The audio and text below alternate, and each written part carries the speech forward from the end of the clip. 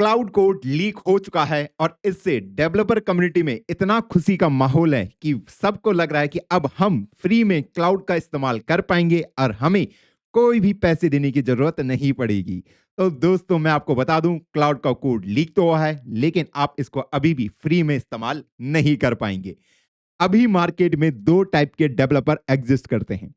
पहले वो डेवलपर जो सोच रहे हैं कि क्लाउड का कोड लीक हो चुका है, अब वो फ्री में एलएलएम को इस्तेमाल कर पाएंगे। लेकिन जो कोड लीक हुआ है वो एलएलएम वाला कोड नहीं लीक हुआ है, वो कोई और कोड है जो क्लाउड का लीक हुआ है, लेकिन वो कौन सा है वो उनको पता नहीं है। सेकंड टाइप के डेवलपर है, उनको ये तो पता है कि एलएलएम का कोड लीक नहीं हुआ है, लेकिन जो कोड लीक हुआ है वो हमारे किसी काम का नहीं है। ये वाला डेवलपर भी आपको नहीं बनना। आपको बनना है थर्ड टाइप का डेवलपर, जो इन्वेस्टिगेट करेगा और जो कोड लीक हुआ है क्या वो हमारे किसी काम का है। जी हाँ, वो हमारे बहुत ज्यादा काम का है और इसी के लिए एज अ एआई इंजीनियर आपको कंपनीज में हायर किया जाता है इसी कोड को लिखने के लिए। तो आज हम इनके कोड को डिबग करेंगे, इन्वेस्टिगेट करेंगे क्या हमारे लिए काम की चीजें हैं और ये भी जानेंगे कि ये कोड एक्चुअल में लीक कैसे हुआ, ताकि फ्यूचर में जब भी हम कोड लिखें तो हम इन चीजों से बच पाए। तो चलो फिर बिना किसी देरी के शुरू करते हैं, चलते हैं हम अपनी स्क्रीन की ओर। ये रहा आपका कंप्यूटर जिसके अंदर क्लाउड इंस्टॉल है, ये उस एंट्रोपी का सर्वर रहा और ये क्लाउड का एलएलएम रहा जहां पे एक्चुअल में एलएलएम का कोड रखा गया। अब मान लीजिए आपको कोई प्रोजेक्ट बिल्ड करना है कि आप बोल रहे हैं कि मुझे लीड कोड का क्लोन बना के दो, तो आपने ये रिक्वेस्ट भेजी अपने डिवाइस से एंट्रोपी के सर्वर में, सर्वर ने क्लाउड एलएलएम को भेजी, इसने इस रिक्वेस्ट को रीड किया और इसने आपके लिए एक कोड जनरेट करके दे दिया और ये अब आपको रिप्लाई में पूरा मिल चुका है ऐसे करके।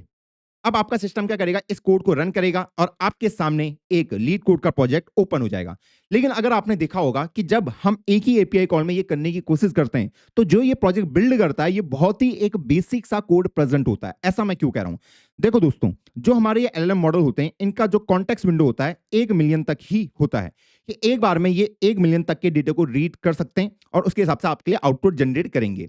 अब जब भी आपके पास कोई प्रोजेक्ट बनता है तो उसमें बहुत सारी फाइल प्रेजेंट होती हैं, 15 से 20 फाइल आपके फ्रंट एंड की हो गई, 15 से 20 आपके बैक एंड की हो गई, डेटाबेस की अलग फाइल हो गई, बहुत सारी। तो इनको एक साथ अगर जनरेट करने की कोशिश करता है तो वो बहुत ही गलत तरीके से जनरेट होती हैं। मे बी आपने आपको जो ये रिटर्न करके दिया है मे बी ये कोड रन ना करे, क्योंकि आपको पता है ये क्लाउड जब भी आपके लिए कुछ भी रन करके देगा, ये रिटर्न करके देगा, उस कोड को ये सिर्फ जनरेट कर सकता है, रन नहीं कर सकता। तो इसने आपको कोड तो दे दिया पर जरूरी नहीं है कोड काम करेगा ही करेगा। तो हम इस तरीके से कभी भी इस सिस्टम को इस तरीके से बिल्ड नहीं करते। तो हम इसको कैसे बिल्ड करेंगे, जब हमें पता है कि इसकी जो कॉन्टेक्स्ट विंडो है 1 मिलियन है। और एक बात और चीज आपको ध्यान देनी पड़ेगी कि ये जो 1 मिलियन वाला टोकन है, अगर आपका टोकन का लिमिट जैसी 1 लाख से ऊपर बढ़ जाती है, आपके आउटपुट की क्वालिटी और ज्यादा डिक्रीज होने लग जाती है। हाँ, 1 मिलियन तो इन्होंने सिर्फ ऐसे ही कह रखा है, 1 लाख के बाद ही जो आपका ये क्वालिटी है कोड की या जो भी आपका आउटपुट है वो गंदा सा होने लग जाता है। अगर आपने देखा भी होगा, जब भी आप इन एलएलएम मॉडल को इस्तेमाल करते हैं, आप एक ही विंडो में बहुत लंबी चैट करते रहना, आप देखोगे कि बाद में आपके आउटपुट की क्वालिटी गिरना स्टार्ट हो जाती है। यही रीजन है। एक नॉर्मल डेवलपर कैसे काम करता है कि अगर मुझे कहा जाए कि भैया लीड कोड का क्लोन बनाना है, तो हम पहले क्या करते हैं, पहले हम प्लान बनाएंगे कि भैया हमें इस लीड कोड प्रोजेक्ट के अंदर क्या क्या चाहिए। हमें यहाँ पे लॉगिन पेज चाहिए, साइन अप पेज चाहिए, हमें यहाँ पे कंपाइलर चाहिए, ये सब कुछ हम प्लान में बनाते हैं। सेकंड, हम आर्किटेक्चर यहाँ पे डिसाइड करते हैं कि हमारा आर्किटेक्चर कैसा दिखेगा, कि हमारे फोल्डर कौन कैसा दिखेगा, हमारा जो टैग स्टैक होगा, हम फ्रंट एंड में रिएक्ट इस्तेमाल करेंगे, बैक एंड में हम नोड.जेएस इस्तेमाल करेंगे, उसके बाद हमारा डेटाबेस कौन सा होगा, ये सब कुछ आपका आर्किटेक्चर लेवल पे होगा। थर्ड फेज में हम कोड को जनरेट करेंगे और इस कोड को भी एक ही बार में जनरेट नहीं करेंगे क्योंकि बहुत सारा कोड है, तो हम धीरे धीरे करके कोड जनरेट करेंगे। पहले बैक एंड का कर लिया, फिर फ्रंट एंड का कर दिया, फिर डेटाबेस का, इस टाइप से हम कोड को जनरेट करेंगे। और जो भी कोड जनरेट हो रहा है उसको हम टेस्ट भी करते रहेंगे, क्योंकि एट द एंड यूजर को चाहिए कि भैया उसका कोड रन करे, तो कोड की हमें टेस्टिंग भी देखनी पड़ेगी, क्योंकि ये जो कोड रन क्रिएट करेगा उसको ये रन नहीं कर सकता, तो टेस्टिंग वगैरह सब हमें अपने यहाँ पे करनी पड़ेगी। तो इस तरीके से प्लान चलता है। तो मान लीजिए अब आपने ये बोला कि मुझे लीड कोड का क्लोन बनाना है, तो सबसे पहले हम यहाँ पे भेजेंगे कि भाई आपको सिर्फ लीड कोड का क्लोन नहीं, पहले आप पूरा एक साथ नहीं, आप यहाँ पे लीड कोड का क्लोन और उसका प्लान क्रिएट करिए। आपका सब कुछ बनाने की जरूरत नहीं है, आपको बस पहले फेज में इतना करना है।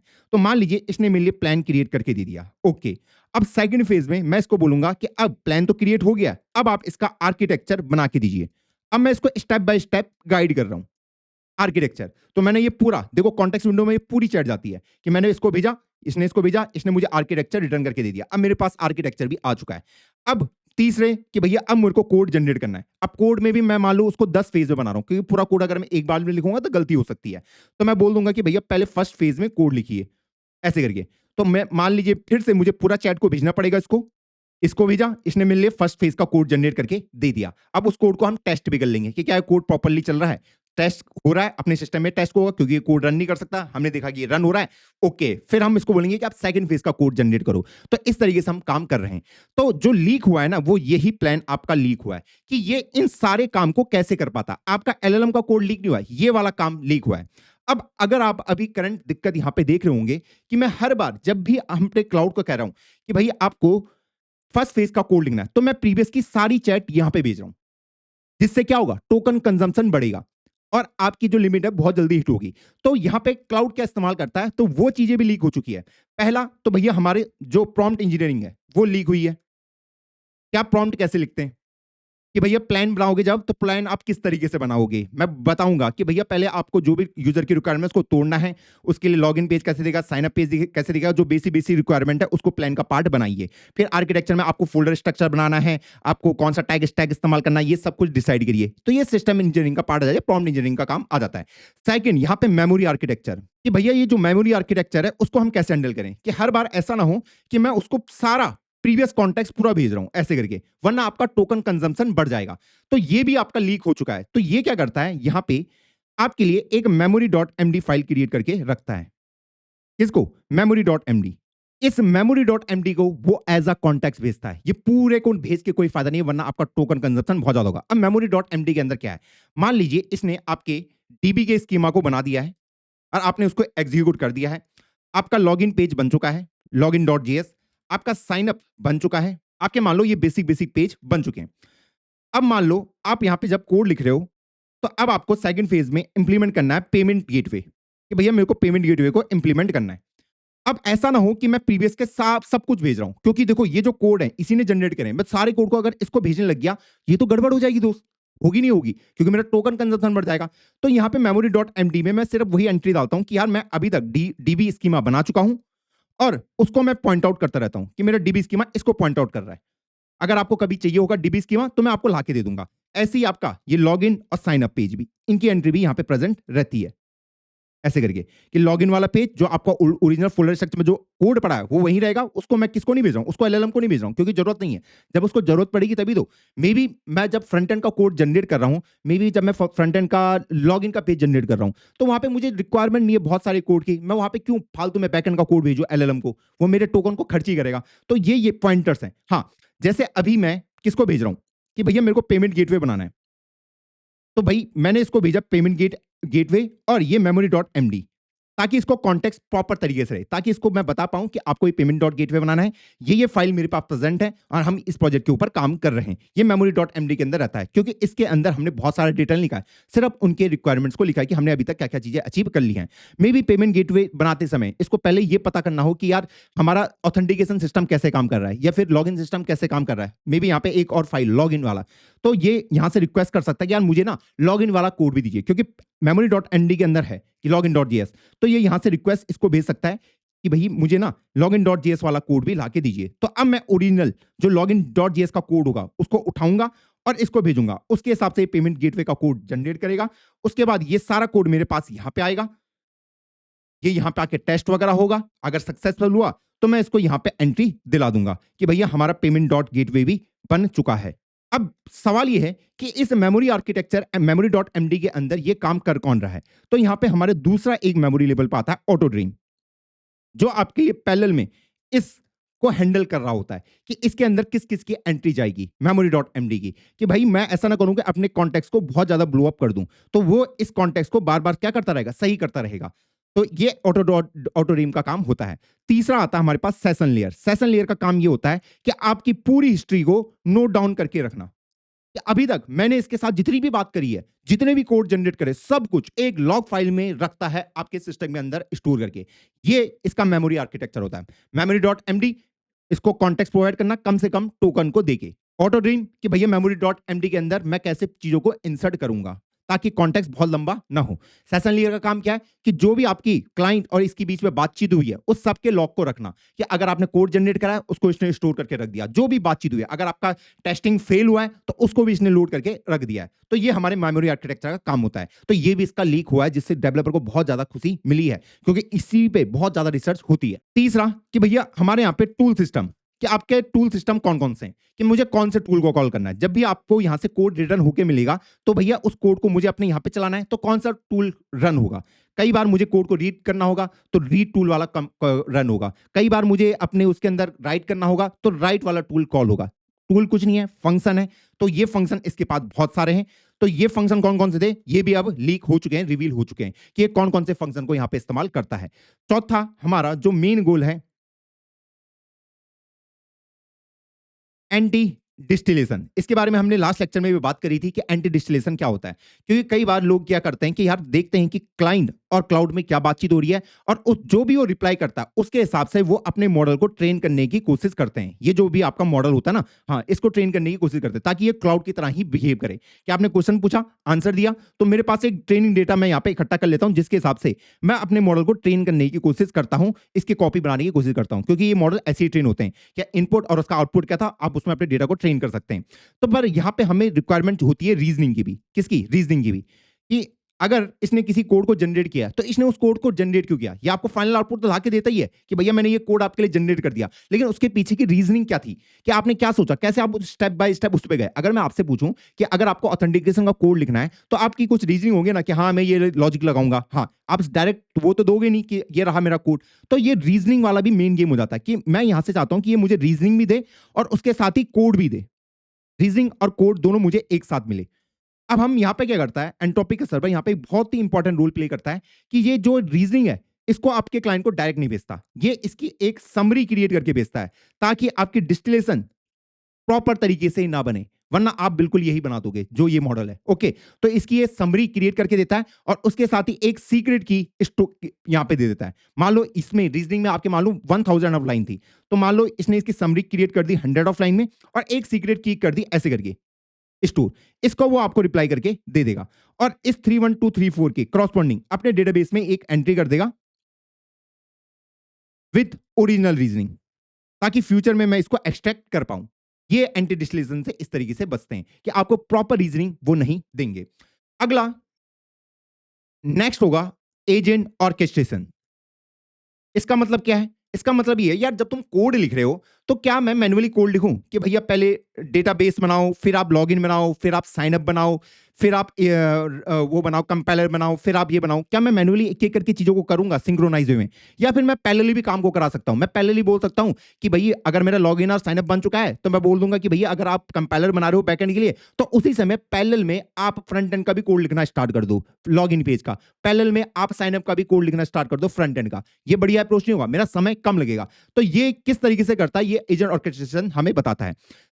सिक्स जो मोस्ट इंपॉर्टेंट है कि इनके फ्यूचर के जो फीचर्स हैं वो क्या क्या आने वाले हैं।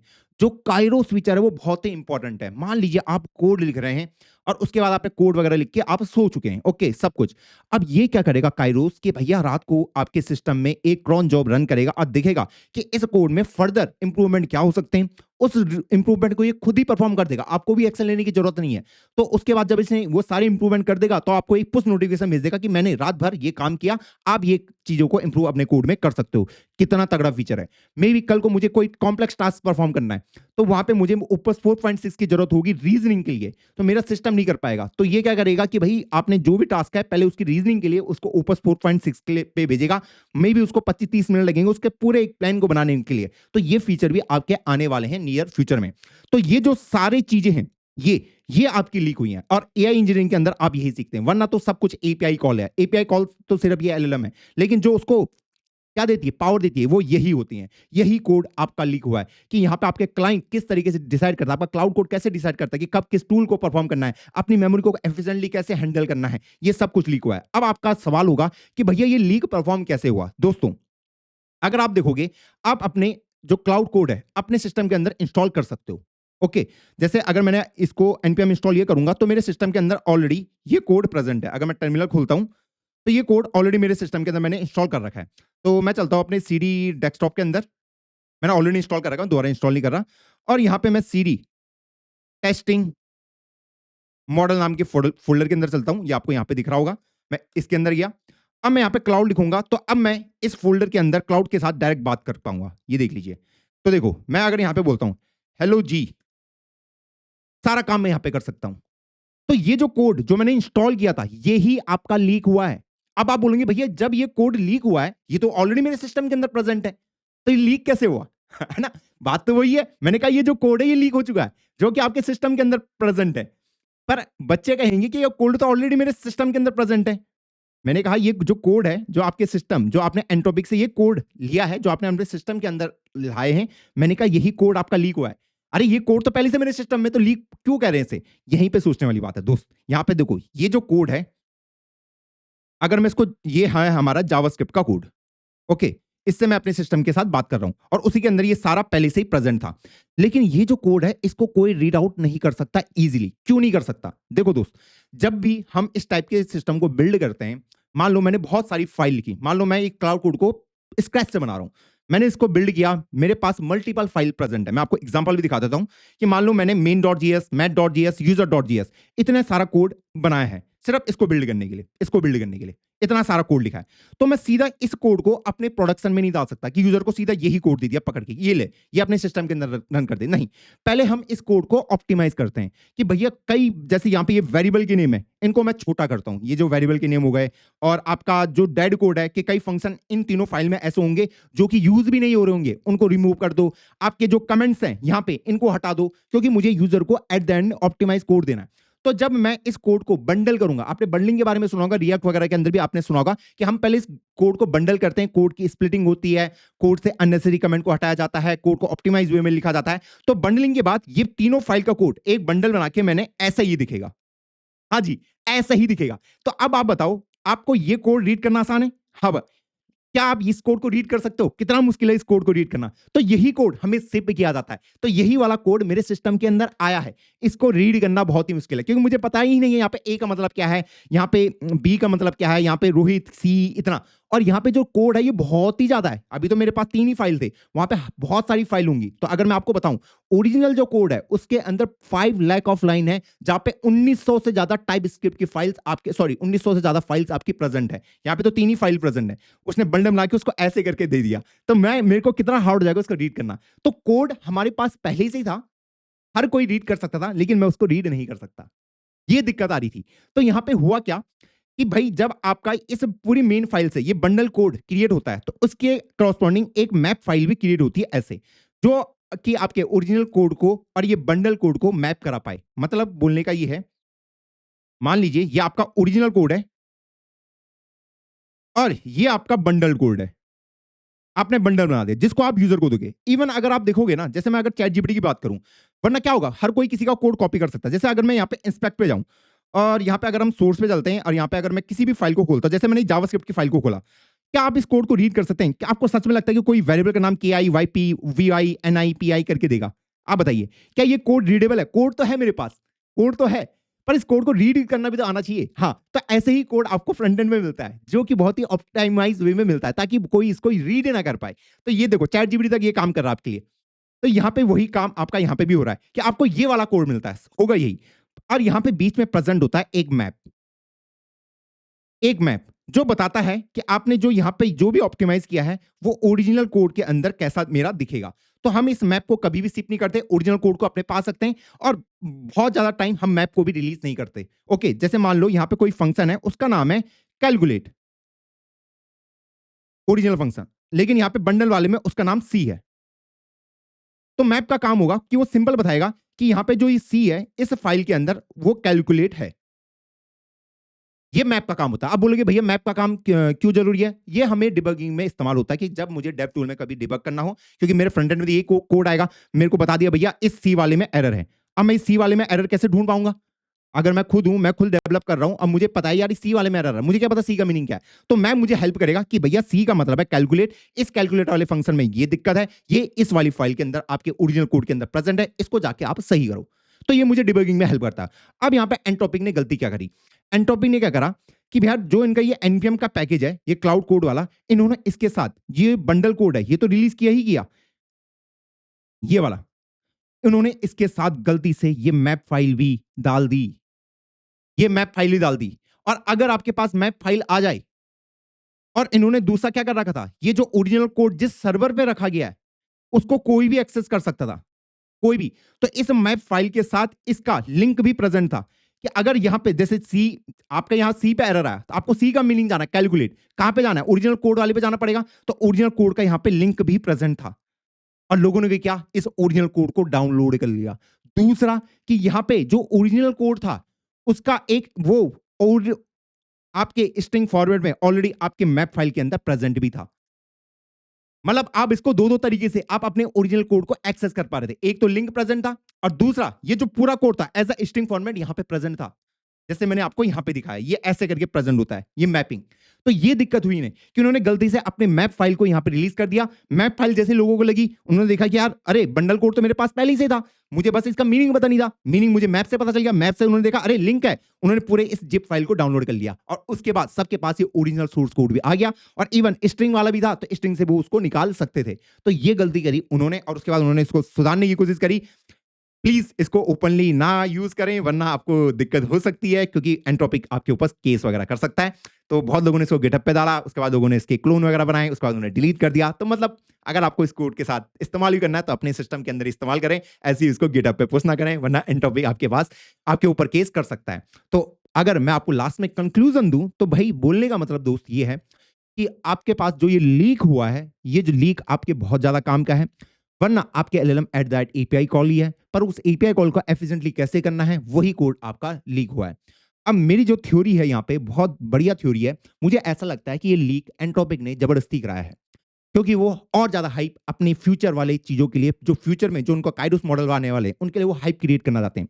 क्योंकि मुझे लगता है अब आप सोचोगे कि भैया क्या मैं इस बंडल से ओरिजिनल कोड को डायरेक्ट नहीं निकाल सकता? देखो आप निकाल सकते हो, पर वहां पे आपको बहुत समय लगेगा कि अगर मैं आपको ये कोड दे दूं और सिर्फ आपके पास यही कोड है और आपको ओरिजिनल कोड में कन्वर्जन करना है, आप कर सकते हो, मैंने कह रहा इम्पॉसिबल है बिना मैप के भी, पर इसमें बहुत ज्यादा समय लगता है इवन एआई के साथ भी। पर मुझे लगता है कि भैया जो चाइनीज कंपनी है उन्होंने इतनी रिसोर्सेज का इस्तेमाल किया होगा कि उन्होंने इसको रिवर्स इंजीनियर कर दिया होगा कि ओरिजिनल कोड बिना मैप के भी निकाल दिया होगा। तो उन्होंने हाइप क्रिएट करने के लिए ये काम किया होगा कि जबरदस्ती एक मैप को भी पुश कर दिया ताकि ज्यादा से ज्यादा लोग इसके बारे में बात करें और ज्यादा से ज्यादा लोग इसके बारे में बात करें और हमारे सिस्टम को इस्तेमाल करें। तो मुझे तो ऐसा लगता है यार उन्होंने जबरदस्ती करा। आप बताइए कि उन्होंने ये जबरदस्ती करा या फिर उनसे ये गलती से हो गया? अगर ये गलती से हो गया तो मैं तो उस दिन का वेट कर रहा हूं जिस दिन उनका एंट्रोपिक का मॉडल एलएलएम हेलुसिनेट करे और इस एलएलएम के कोड को ही क्या कर दे, पब्लिश कर दे। इवन अगर वो 5 सेकंड के लिए भी पब्लिश हो जाता है तो भाई समझ लो वो सबके हाथों में लग जाएगा। मैं तो उसी दिन का वेट कर रहा हूं। चलिए मिलते हैं आपको किसी नई वीडियो में, तब तक के लिए जय हिंद।